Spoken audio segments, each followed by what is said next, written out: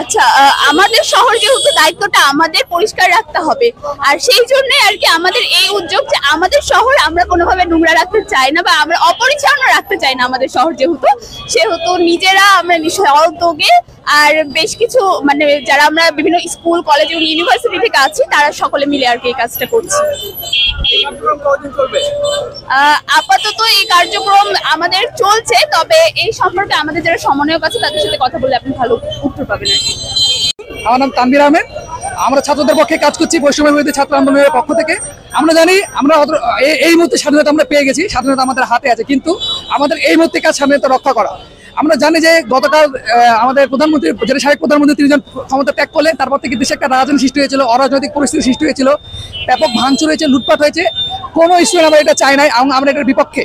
আপনার খেয়াল করে আপনার কালকে রাত থেকেই আমাদের যে মাইনরিটি ছিল যাদের উপর আক্রমণ হচ্ছিল তাদেরকে আমরা দলে দলে সাহায্য করার চেষ্টা করেছি, এবং যে নৈরাজ্যটা সৃষ্টি হয়েছে সেটাকে আমরা দমন করার চেষ্টা করেছি। তারই একটা কার্যক্রম স্বরূপ আজকে আমরা রাঁচিতে নেমে পড়েছি। রাঁচিতে যে সকল জায়গাতে অনেক ভাঙচুর হয়েছে, অপরিষ্কার জায়গা আছে, আজকে আমরা পুরো রাজশাহী পরিষ্কার করবো। সমুদ্র পরিষ্কার না, আপনারা যদি আপনাদের খেয়াল করেন, আমরা বর্তমানে ট্রাফিক সিচুয়েশনটা কন্ট্রোল করার চেষ্টা করছি, কারণ আমাদের পুলিশ বাহিনী তারা কেউ বর্তমানে তারা কার্যরত নন। এই কারণে আপাতত আমাদের ছাত্ররাই, আমরা ছাত্ররা দেশ গড়ার দায়িত্ব নিয়েছি, দেশকে আমরা ঘুরে ছাড়বো ইনশাআল্লাহ। এই কারণে আমরা বর্তমানে কার্যক্রমটা পরিচালনা করছি।